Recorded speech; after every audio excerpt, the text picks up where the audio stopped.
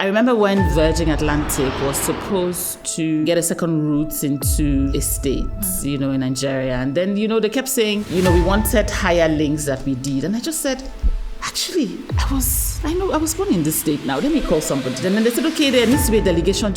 Until we got on the flight, it didn't occur to me the level of people that I was leading on the trip. Then I arrived into self-awareness. And what do I mean? Was when I then said, you know what? Take a seat, really. Who are you? I did all that soul searching, and it helped me say, okay, this is the type of persona that you are. Data shows that many Black women are over-mentored and under-sponsored. And so what this means is that they lack the opportunities that advance their careers, give them socioeconomic power, and create a funnel of leaders in the workplace. Today's guest is a powerhouse who has shaped and transformed some of the most lovable brands in Africa. She's also authored a book on women at work and continues to build networks that sustain the next generation of female corporate leaders. Today, on Women Leaders Unscripted, our guest is Nkiru Olumide-Ojo.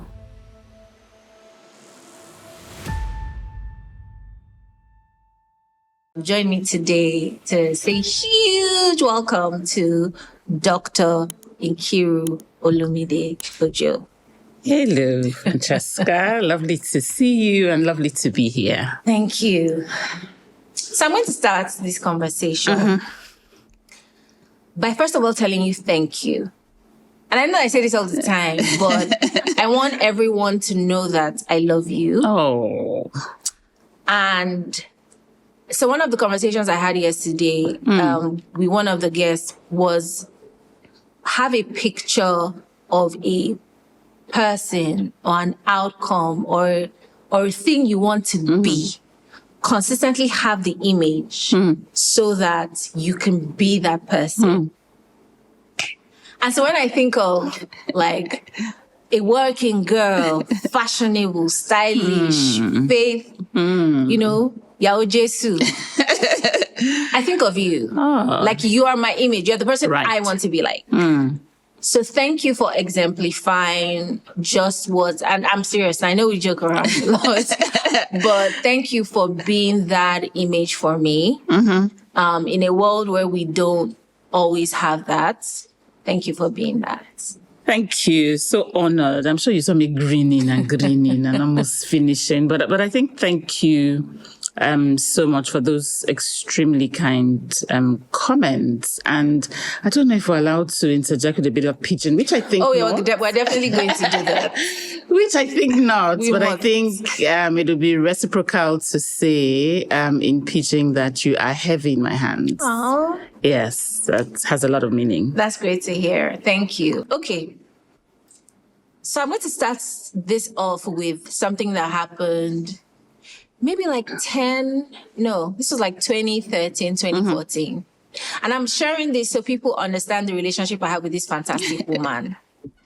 So it was at the Lagos Jazz something, maybe like a jazz festival or whatever. The company I was working at then was a co-sponsor and the organization you were in was also sponsoring. Right.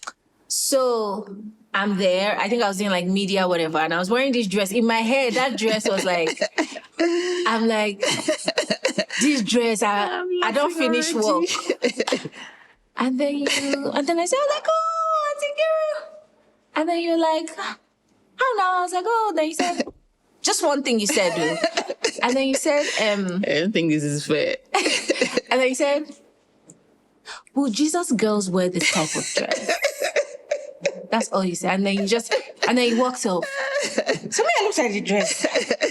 And of course, like the cleavage, everything. And I tried as much as possible to like tack the dress to be like, okay, at least it's not showing too much. And you were like, that's all you said, and you walked away. I threw that dress away. When I got to my threw that dress away, I was just like, you hate the dress, so I hate the dress. But by default, what that was like how you give feedback. And I'm going to say there are many moments in my life where you've just given feedback. And you could have said, this dress is not exposing too much cleavage, is it not? But like the Benin, Worry, Bendel thing, you're just like, will Jesus girls wear this? And honestly, if you had said, this dress is not good, that would have been easier. Right. And so like my first question is, how do you, and everybody knows, you're my mentor, even though you have so many mentees now. But we'll prioritize some though. I don't like it. I'm just like, where do all of you come from? I'm glad, like on this platform, there are too many of you. But you've always been like strong mentor. Right. Where does that come from? The ability to give feedback. I don't want to use the word constructive feedback because that's overflowed. But how do you give feedback that is received with in grace, in love? I know like, she's looking out for me. How did you go to school to learn it? Like, how did it happen? Right. I mean, I like how you remember some things that I'm like, when did this happen? How? But I suppose because it's you and I know exactly that it did happen. And I think just in terms of being able to give that sort of feedback, I think that you have to have credit. And I mean, I knew without a doubt that I did have credit with you, and therefore my word will be weighty. And I think really, if you know someone and know the person's values, sometimes all you really need to do is hold the mirror up to them and they'll self-correct. I didn't say to you, as you said, tear off that dress, send it away, but it was really just holding the mirror. But if I know you, that dress would have been short, shaky, if I remember anything. So it was long, but it was open. All right. I actually don't remember. And I was just like, well, it's good now, but clearly. And I'll send you the picture. I still have the picture of that dress. Because I threw the dress away, I was like, but I must have a picture of something. So thank you for credit is, and I suppose you mean emotional credit. Yes, emotional credit. And so I'll go back to the beginning of how we met, where, you were head of corporate comms at somewhere that I wanted. Actually, I didn't really want to work. Everybody was forcing me, you must work there. So I was like, okay, I'm going to go for this interview. And then I went, and the HR had sent me an interview, whatever, wear like suits. I was like, are these people serious? And so I was like, okay, I don't want this job. So I'm going to self-sabotage. And so I went with an orange and yellow dress, a yellow linen dress. And what was first shocking to me was your reaction. It was like amusement, like you were. Every other person was kind of like, didn't you get the memo? Didn't you? But you came in and you're like, so I was like, this woman, she's a bit weird. And so I did the interview, and then they asked salary expectations. And then because I didn't want the job and I hadn't researched, and then I think I called something ridiculously low. Oh, was it ridiculously? Okay, low, not ridiculously big. So low. Oh, look at that. And then, they're okay. Clearly it was a great interview. Everyone loved me. And then some trundling off. And then they're like, HCC wants to see. I'm like, who is HCC? Like, head of corporate comms. I said, do you have a mentor? And I said, no, ma. And then you go, did you prepare for this interview? Exactly like this. And I was like, yeah. You're like, this is an oil company. You didn't ask how much they pay? So I, how we say, I was just like, oh my God. I said, no. I said, okay, I'll be your mentor because you need someone to guide you through life in the exact word. Are you serious? And that was such a defining moment for me because I didn't know you needed to prepare. I didn't know how important it was to come across as professional. I just thought, I know the work. Let me just, how they say, vibes and inshallah. And then over the years, you've just really shown me, again, I remember when I was interviewing for Uber, and then I said, I don't want this work. And you were like, oh, but why? And I said, oh, then I was working at agency. I was like, oh, I like the agency. And it's going to be super stressful. I can't forget that day because I was driving on Gerard. And you said, oh, okay. So I knew that there was a problem. So I remember parking. God, I'm now going to need tissue on this. I remember parking and I was like, and you said, and I said, and even the money, they want to pay me in Naira because at this time I was earning in dollars. Yes. And you're like, Francesca Oriri, those are not the most important things. So I chastised. I'm just like listening, and you're like, this is going to be good. The quality of work, the exposure is going to give you. So by the time I got home, I was contrite. And you've done this for me, especially for my career. I mean, it's my career I can talk about publicly. You've done it too for my love life. Like, I don't know that I can share that. But my question is, how do you, I guess still connected to the previous question, because there are many working girls watching this. What are some of the things that we need to understand about how we show up and how we look at professional opportunities? I said that I didn't realize I was going to be heavily entertained. I should have come with my tissue because now I'm laughing my eyes, from the narration. I often say that the one thing you have control over is the way that you show up.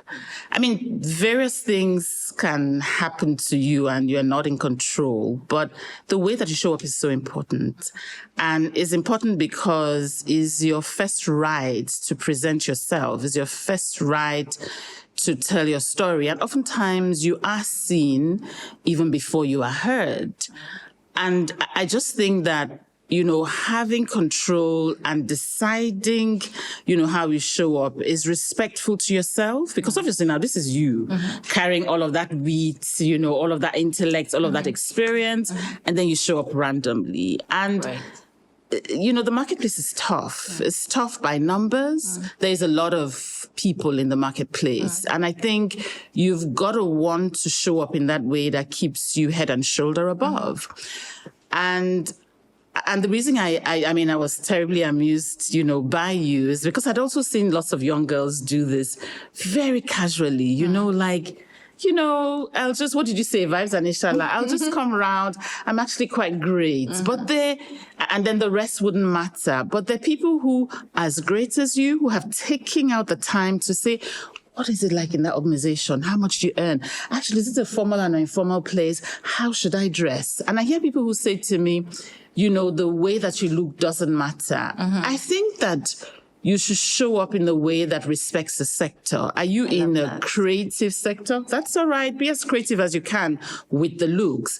Are you in the financial services sector? Even within that, are you in corporate and investment banking? Then you should show up. I mean, imagine you just showing up randomly to ask a guy to please give you $500 million. It's going to be like...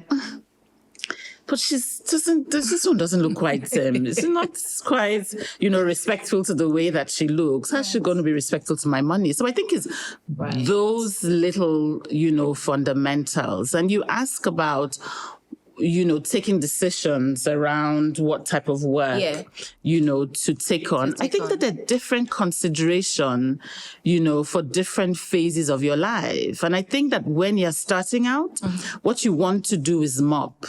You want to mop up experiences, mop up learnings. And these are things that people cannot take away from you. So you really want to mop up. And I don't know that, at that stage, you are thinking immediately money.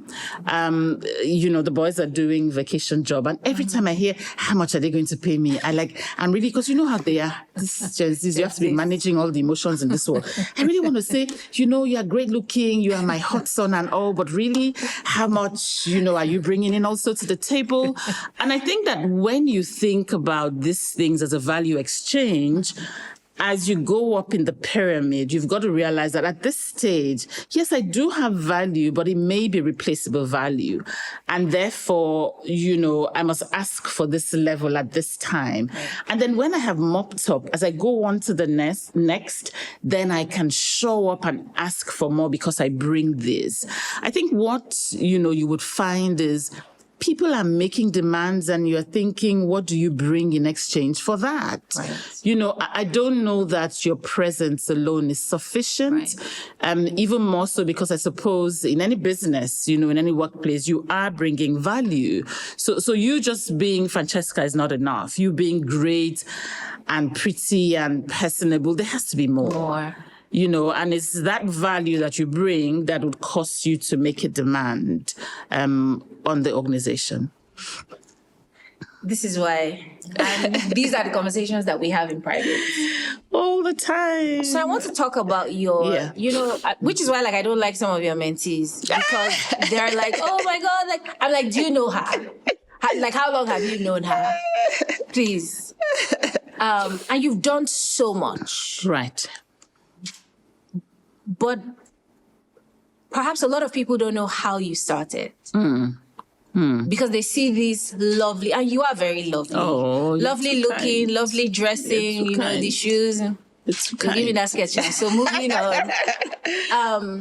And they sort of just assume, okay, she arrived here, it was easy. Right. So what was the start of that journey for you? How did you know, I want to do PR, I want to do comms? Were you going to do something else? Did you, how did it start? How did that journey for you start? Look, I always find it very curious that I was in the sciences or started out in the sciences. I feel like anyone who knew me would say there's some arty here, even though we can't decipher what it is, what there is. But I remember going on youth service and it was in Kaduna. And, I arrived and a good friend of mine said to me, so what do you want to do? Where do you want to work? I'm like, hey, God, I don't know. But what I know is that I like to watch adverts. So she said, okay, you like to watch adverts? I said, yes. She said, okay, then it's the advertising sector in Kaduna that you have to be in. At the time, there were only 2 big agencies. There were probably lots of smaller agencies. So she said, okay, so this is what we need to do. We need to go and find advertising agencies. I don't know if we Googled or whatever, but we found this 2. And then I walked up to them and I said, she says, oh, they're here. And I can talk about them. New Age Network. I can't remember the name of the street, but it's a really popular street, in Kaduna. So I went and I knocked and I said, good afternoon. My name is Nkiru Olumide-Ojo. I'm really creative and I think that I can work here and I'll bring something to the table. They were like, hey, this is skinny little, rat. So tell us who you say you are again. So I explained. I'm like, I'm really creative. They're like, okay, wait. In fact, I think the person who responded was quite amused, and I'm sure the person went in to say, come, we saw somebody outside one copper. And then they came through and then they said, okay, you will write something. We'll give you a test. You write, and I think they made me write scripts or tell a story or something, which I did. And I think I could just see everyone was fascinated, I mean, I was thin and tall and just I think all I had in my pockets was courage and boldness that I had, come with from Port Harcourt. And, I think one thing led to the other. They were so fascinated, but they let the process go until I met the chief executive and they took me in. So I think, what did I get from that journey? I think one is that we need courage. And you need courage for every facet of your life. Courage to start, to stop, to get up when you fall. Courage to speak up, at meetings. I think courage to share contrarian views, because it does take a lot of courage, especially, in corporates where you can see everyone is lining up this way, but that either they haven't looked at this piece of the data or you kind of know that there's something. So you need courage for every facet of your journey. And I think courage was one thing that, I took out of that. And then I mopped up. I remember them saying, I'll come in the morning, I'll be like, I can see her face now. I don't quite remember her name. Efe. I said, where are you going to? She was a copper who had served as state. She says, oh, I'm going to my client's office, Gongoni. I'll be like, where is it? She'll be like, it's so far. I'll be like, can I come? She says, for what? I'm like, just let me come. And I wanted to go in there, listen to the client conversations, understand what it looks like to be a client service person, now go to the production room. So it was just a lot of mopping. And I think what that did for me was when I then moved over to Lagos after service, again, there's a second piece of telling people what it is that you'd like. And I remember telling everyone who cared to listen, I'd like to work in an airline. I'd like to work in an airline. And they'll be like, why? I'll be like, actually, I don't know. I wasn't sure whether it was the lights or at the airport. So I just didn't know what it was. But I wanted to work in an airline.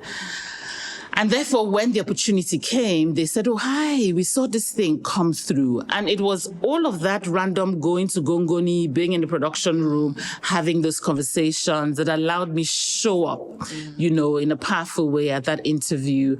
And that gave me what I consider to be one of my big first jobs.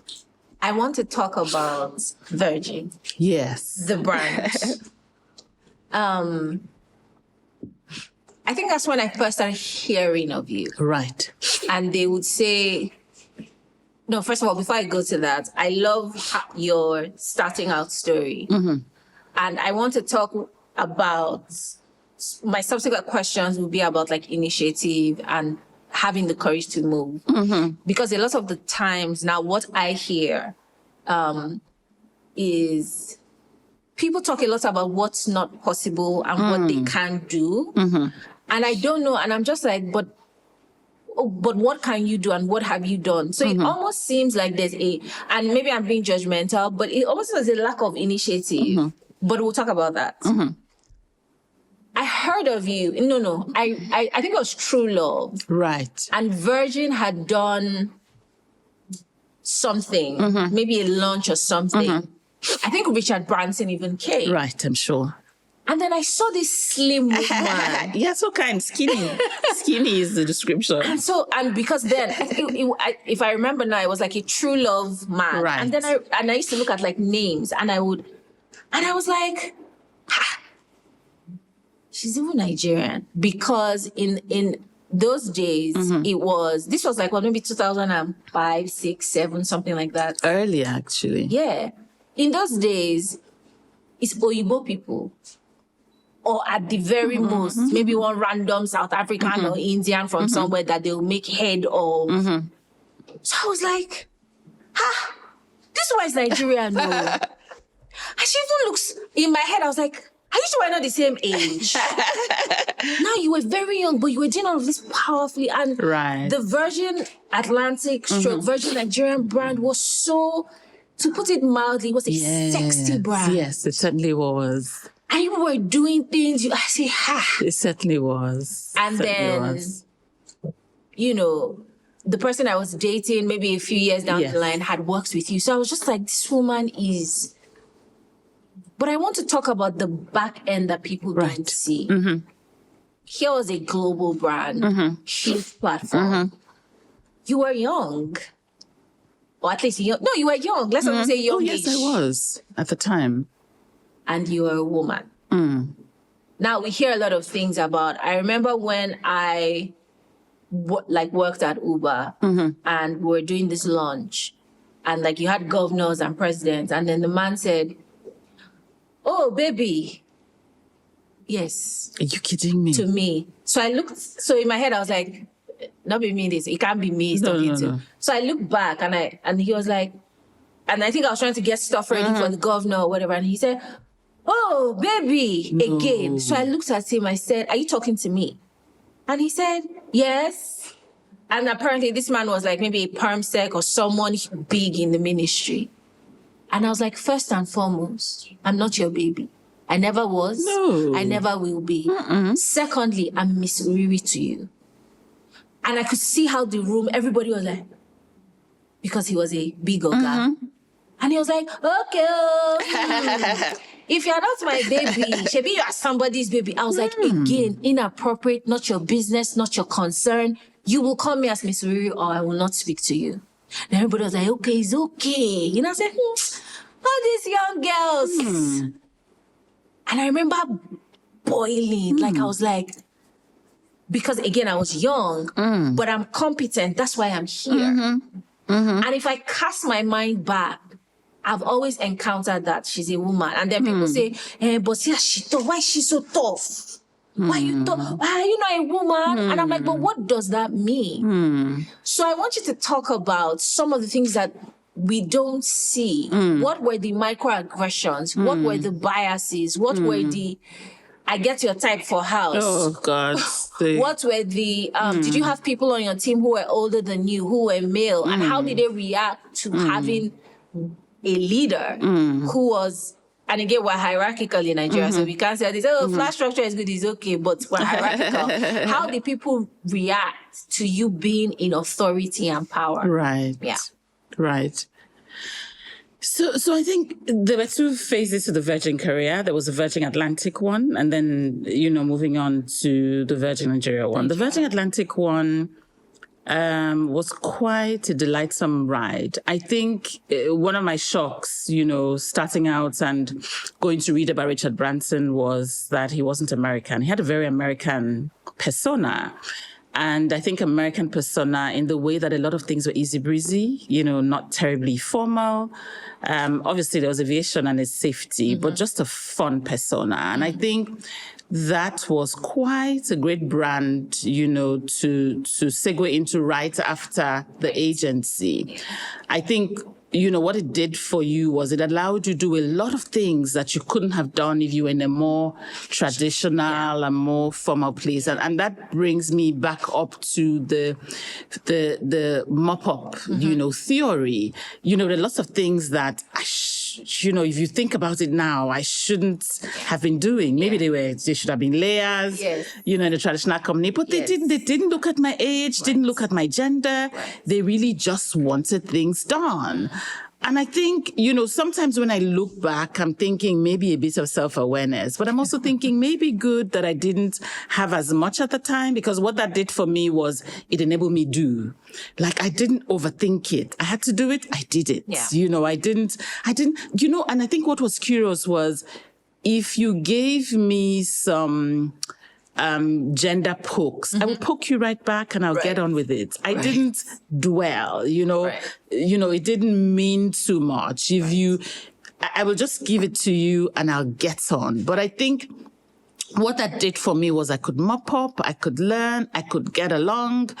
And I remember when Virgin Atlantic was supposed to get a second route into estates, in Nigeria. And then, they kept saying, we wanted higher links that we did. And I just said, actually, I was born in this state now. Let me call somebody. And then I called someone in and he was like, oh, that's my, how life works. That's my relative of sorts. I'm like, oh, then just tell him we already have an application standing there. Would like to, start on the route. And then that's how we did. And then they said, okay, there needs to be a delegation. Until we got on the flight, it didn't occur to me the level of people that I was leading on the trip. I think when I then got into London and got into Holland Park, I thought, oh my goodness, who's going to do the opening remarks? Is it me? How are we going to do it? Oh my, then I caught my breath. But I think I was also lucky to have had supportive leaders at the time. And what did they do? I think they also didn't see my age and didn't see me. I think maybe a lot of my gusto, my energy, my can-do spirit, they just kind of thought, I think the day when I said to him, excuse me, who's going to do this? He's like, I don't understand. You will really? You mean we arrive here and you think you are shy? No way. You are going to do the intros. Oh yeah, over to you. Right. And that helped me learn a lot. Right. I think with the second phase, of Virgin, it was bigger. And there were more people, I suppose more layers in a lot of ways, even though it was still a startup. I mean, I think until we had all the drama, and the country and company, fights, it also was a great place to work. Right. I think to a large extent, it was perhaps at the tail end of my time there before I went off to the UK to do my master's, was when I then arrived into self-awareness. And what do I mean? Was when I then said, you know what? Take a seat, really. Who are you? You know, why do you receive things like this? You know, why do you? And then, you know, I did all that soul searching, and it helped me say, okay, this is the type of persona that you are, you know, and this is how you receive things. And this is why you're constantly fighting with Mr. A, because Mr. A is also this type of, and then you have some thresholds, and you would, you know, so that's when I really sat down to have a round table self-meeting, you know, to help me get self-awareness, which I think is the basis, you know, a huge basis, you know, for how you deliver, whether in life or at work. You are and I mean this in the best way, you're always doing. And I'll explain what I mean by that. You said, you know, after your adventure at Virgin, you went to do your master's. But you were married. And had you had your two kids? I'd had both of them. Yes. But they were small. Small. Yes. And so you're just like, well, next mountain to conquer. Here we go. Last year, you got your PhD. So you make it seem easy breezy on the outside, but it's not. So talk to me about that. What was in your head when you were like, well, 2 boys, young children, married, but I go do my master's shop. What was the thought process? Why is that? You know, you have a continuous quest for excellence. I'm sure you're going to do something else again. And you'll not be like, oh, I'm so stressed. This is exhausting, but you're going to do it. Why is that thread of constantly evolving and constantly excelling? Where does it come from? Why is it important? And more importantly, how do you, there are things that you have to juggle. How do you do it? And I know people say, why do you always ask women this? Do you ask men? Okay, but I'm asking her. No, I hear you. Look, I think with my master's, it was kind of organic. I had started my master's whilst I was in Virgin in the UK, and it was part-time. And I mean, it was airline. My friends were still in Virgin Atlantic.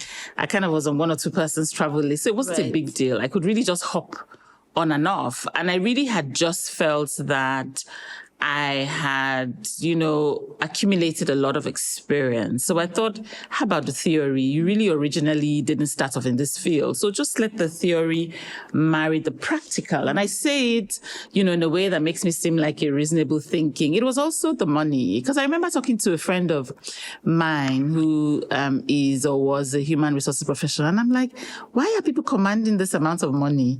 You know, what's the problem? It's just because they returned from the UK with a master. She's like, yeah, get yours now. I'm like, really? Okay, keep it down. I'm coming. We will journey it together. So I thought, okay, really, if this is what it takes, I would let the theory align with the practicals, and I'll go get it so I can command also a bit more. So I think that's how that journey was. But I wouldn't talk about that journey without talking about the support of my husband. Because when I came through to say I wanted to do this master's, you know, we're talking, analyzing. He's always the Mr. Logic and the reasoning. And then I think we kind of thought, okay, these children are young, but maybe now we're in quotes. And I know people are always judging us, saying it's not true. They need you more at this stage, but almost at a stage where they would miss you less, if you know what I mean. So I remember, you know, being so pained, getting on the flight, and then I'll call literally every day. So I'll call the house, and then, oh, please, it's not so old. We had mobile phones, because now I'm thinking we had mobile phones and landlines. So I'll call and I'll be like, you know, honey, how's it going? Blah, blah, blah. What do you guys do? We'll finish all the catch up. Be like, can I talk to Bemileke? No, shoot him. No, stop it. Don't shoot him. Blah, blah, blah. No, he died. I'll be like, can I just talk to him? So he was playing games? He was playing a game. Hello, mommy. How are you, mommy? Yes, mommy. Okay, cool. Miss you. They really miss I'm you. like, really? Wow. Are these So I'm like, you know what, honey, we're already justified. Let's just get on with this master. So I think that home support, you know, at the phase and the stage of their lives, Olalu was a baby, was great.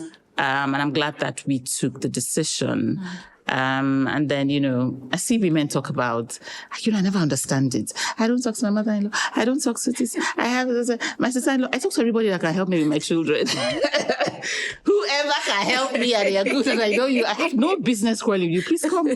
So I had support, even though I remember my mother-in-law was still working, you know, at the time. And I had support. My mom, I'll ask my dad if my mom could come from Port Harcourt, my sister, you know, drop.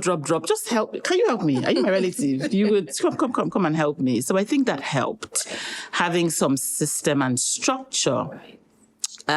You know, and I think in the same breath, I see, and I know people may listen to this podcast in different parts of the world, but in Nigeria, you do have, you know, a lot of domestic services. And I see people who have all of these hang-ups, you know, they will not make the food, you know, I will do it from scratch. I didn't have any of those. In fact, anything I could outsource, I would joyfully, you know, outsource that so that my life is easier. And that's how we went through that phase. So I think the overarching message is that life is in phases, you know, with that piece. And I think the second question you ask me is about continually doing. Yeah.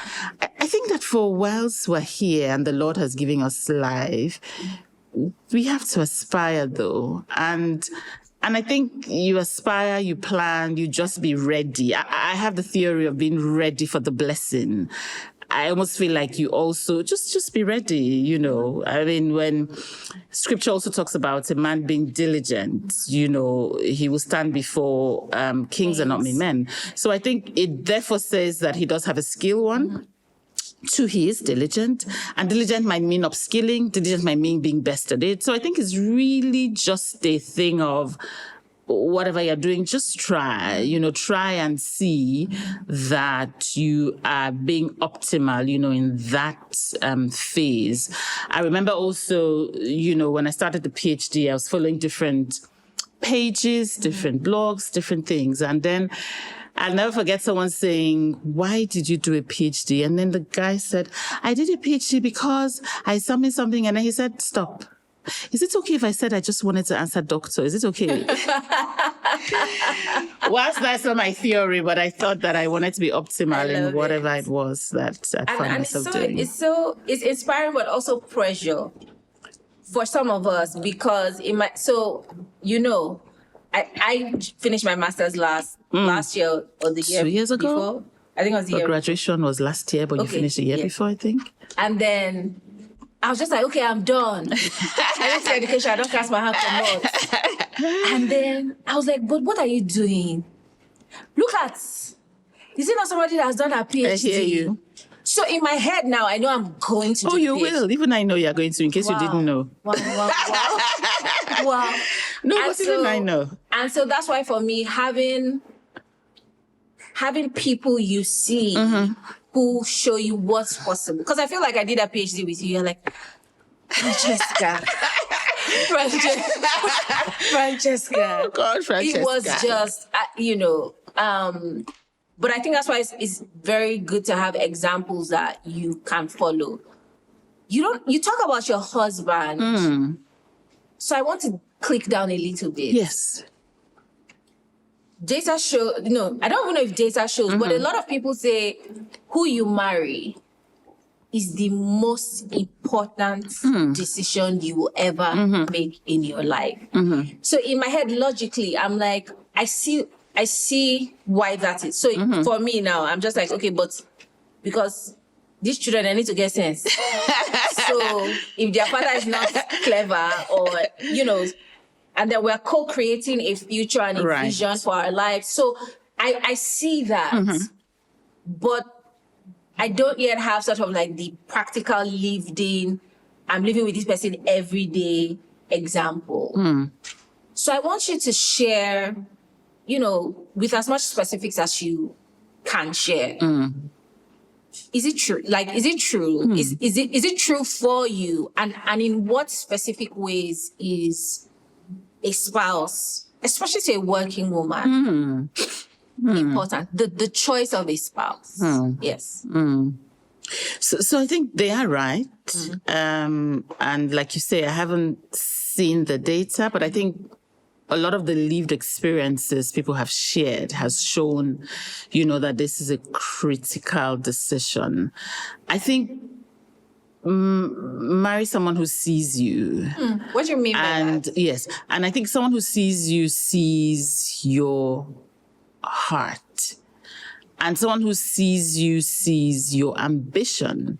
So whilst I say marry someone who sees you, I also say share what your dreams are early, whilst at the dating phase. I remember a young girl who had very intelligent girl, and no one should bother trying to trace because you never find where I met her, but I met her in the course of my career. Top tier, had a first class in finance in the UK university. You just meet them and you just know. I'm like, this one is going places. Then she has a baby, and then she becomes inconsistent with work. So I say, what's the matter? If you need support, there's support here, blah, blah, blah. What exactly the matter?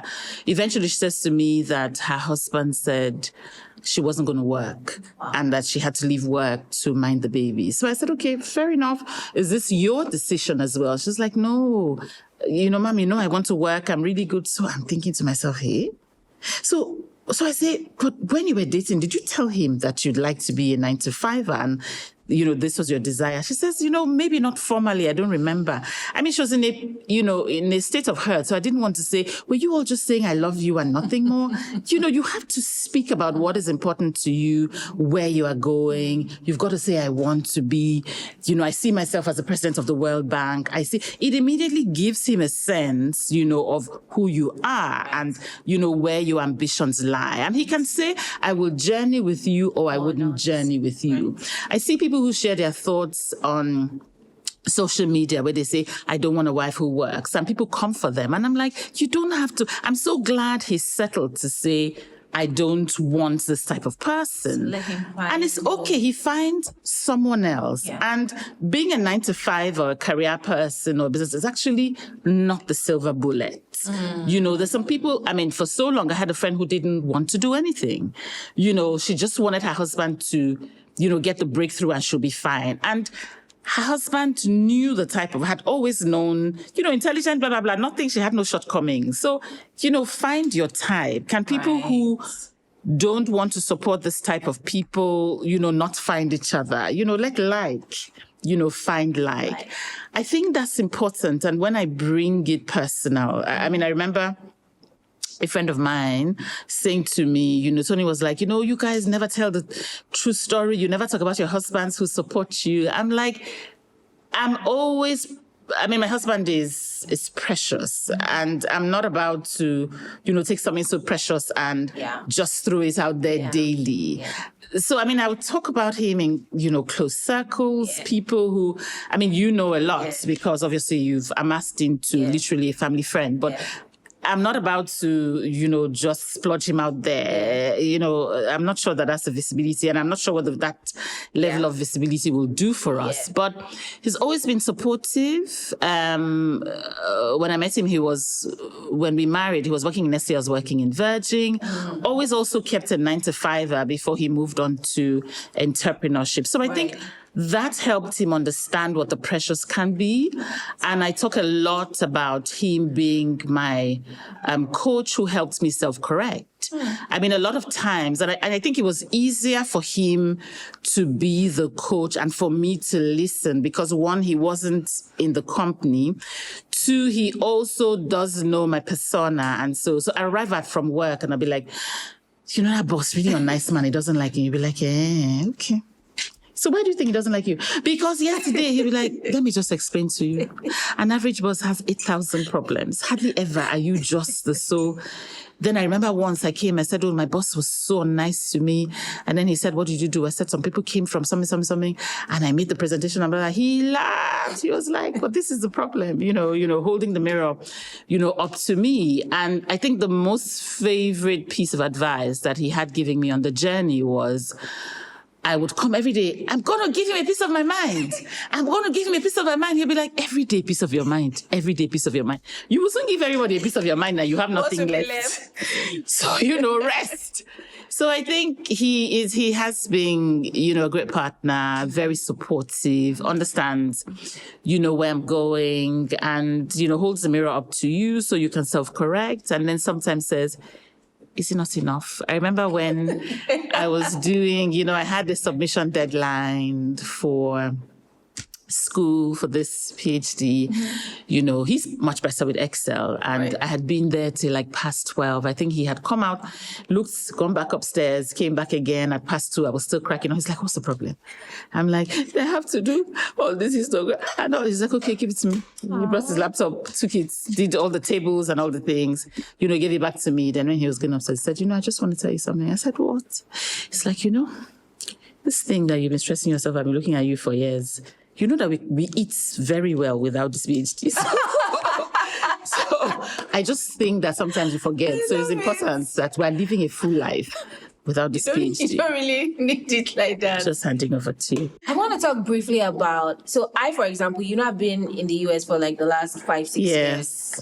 And my experiences with it, I don't like it very much. And you have also move between countries and cultures. What has your experience been working and living in another culture that isn't yours? Have you had to make adjustments? So I was talking to someone a few weeks ago and the person said, why are you fighting with your brother? And I said, no, I'm not. Like, but people are talking loudly. I said, no, we don't greet each other. Now, we hail each other. And I said, no, but I can hear your brother calling you. I think my brother was saying monkey or goat. I said, so why is he calling you? I said, no, he's not calling me a monkey. He's calling me a monkey. Two different things. And she was just like, I don't know, it just feels aggressive. And in my head, I thought, this is exactly how maybe I will go to work and I'll be like, wait till they do you, they do not be harassment. Oh, yes. So how has it been working out and living in a culture that isn't your primary culture? And I mean, I know that these are conversations, that we have had offline for the many number of years, that we relocated or have been commuting. I think there's a burden to being Nigerian. I think there are many upsides, but there is currently, a burden to being Nigerian. I mean, I think for many times I did, used to say, I just want the shackles off my body so I can write about the challenges. And what does that look like? Sometimes it would look like stereotypes. And that's why, I often say that cultural intelligence is not a phrase that I paid a lot of attention to. I mean, I think just being intertribally married, they'll say, okay, they're different. So we talk about it all the time. Okay, just adjust. But, it's an entirely different ball game when it's out of the country. Yeah. And I think what then happens with cultural intelligence is you've got to be aware of the stereotypes. And you've got to live your life in a way that helps you realize that you're representing yourself and then the country unwittingly, representing the country. And I mean, I know that there are all sorts of narratives, but the way that I often explain it is to say, I mean, I remember going to a dinner and somebody said something about what's that thing they call us, the African Prince writer, some 419 story. And I said, have you ever thought about it as being perhaps a challenge of numbers? So I said, what country did you come from? The person explains, maybe this country. It's about maybe 2.5 million, 5 million max. So I say, we're 200 million. If 10% of us, are the bad eggs, it's going to reverberate loudly though. That's your country 5 times. Yeah. And if we are spread across the nations, I said, then it will be louder. So I'll be hesitant, with stereotyping. So I think it's all that helping people to see. On the personal front, I think it is, just owning yourself and being yourself and being the best version of yourself, because that be yourself is bad advice. Being the best version, of yourself. I think there are also things that you ultimately will accept, which is you may do a lot of things that you will do. They may just never like you, and that's okay. Right. I was talking to my niece's friend who was talking about her younger sister and how they had moved over to a country. And, she was talking to me about how difficult it was for her to find friends and how, in church you couldn't find blah, blah, blah. Usually I would say find a church. Once you get in there, you always find the basis and you can acclimatize, find, there's a common value. But I said to her, can you tell your sister that she may actually go through schools and just not find the right friends? So she's like, oh, Auntie Kiki, I never thought about it. I'm like, but she just may never, and that's a reality. You may never find, that friend and that soulmate in the new market. And that's okay. Make peace with it, because you perhaps also do have the luxury of that back end, or you may find friends who are at different levels and different layers, but may never be at that center point as you have had. I think also respect for cultures and understanding people's history. Right. I used to fuss about, certain persons who, why do they always have a guard? Why can't they just bring out, we're so authentic, we come with all our bare hands. And when you think about the experiences as countries, as individuals, you're thinking, maybe that's why they have a guard. Maybe they always wear this shield. So I think cultural intelligence, just to bring it together, has never held a more important meaning. To me, you have to be culturally intelligent. I think the second piece is understanding that when you put yourself forward, you are unwittingly representing a country. I think the third thing is to respectfully, as I did, call out the BS. Right. And I don't say all of this niceties to virtue signal and say, I take it. Actually, I don't have it.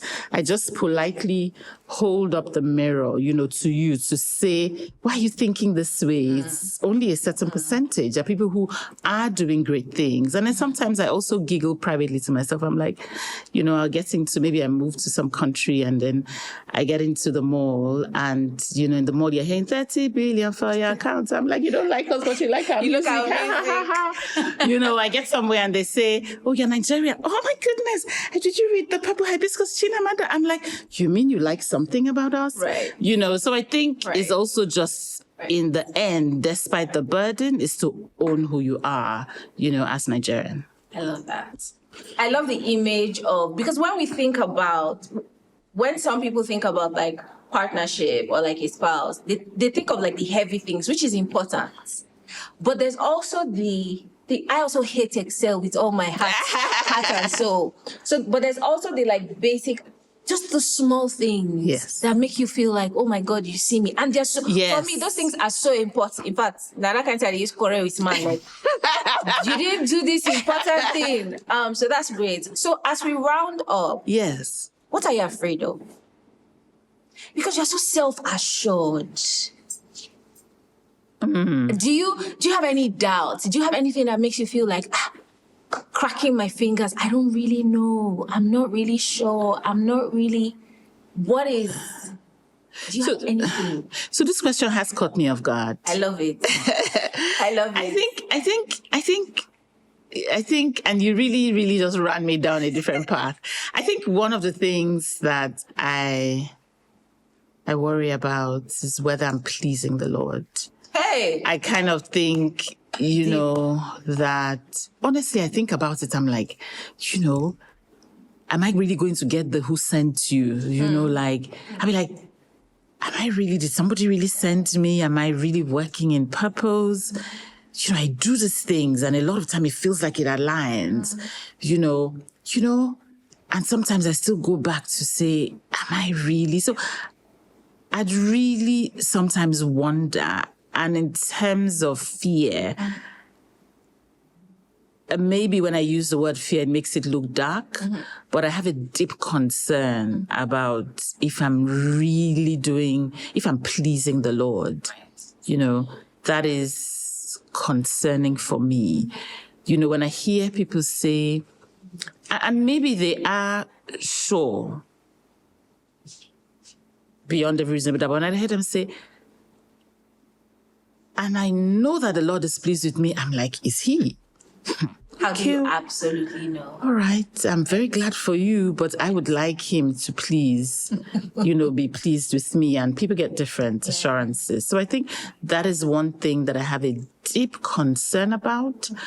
The second thing that I would say that I have a deep concern about would be, sometimes I put some things on my checklist of things that I would like to achieve, and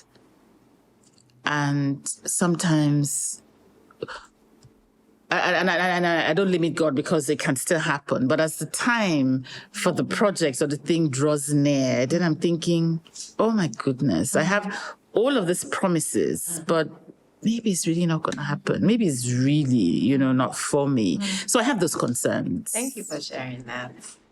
Because I think that's important as well because anybody who sees you striding across the world stage, just like, oh, she has it all figured out, like she's perfect. And I think especially like women leaders, we're always like so packaged, so curated. It's like you go for these panels, you're now saying, here are 2 things, here are 3 things. And it's like, I beg, calm down. Thank you, Dr. Nkiru Olumide-Ojo, for sharing so powerfully with us, so authentically, and for giving us a glimpse into why courage is an important pillar in leadership. Thank you, but I must have my own closing say as well. I love it. Which is, I know that your other presenter just say, okay, thank you so much for having me. What a true pleasure. But I think is really to say, well, super done for the work that you do. And I think in the many things that you do know about me, I hate to waste words. So I think the work that you do is effective. It amplifies what female leaders are doing. Every time I see somebody by Leading Ladies has made a KPMG, I'm like, because no one is saying it. And what is interesting is that I go into a market like Kenya and I see someone talking to me about herself, and then she says to me, I was also mentioned as part of the Leading Ladies. I'm like, huh? Oh, okay. So I think the work that you are doing is effective. So I think well, super done. I love that you bring your very authentic self, all of yourself, into that work. And I often say to you that you're probably without your own platform of CNN, one of the best, loveliest conversationalists and interviewers that I know. So lovely to have been here. Thank you so much for having me.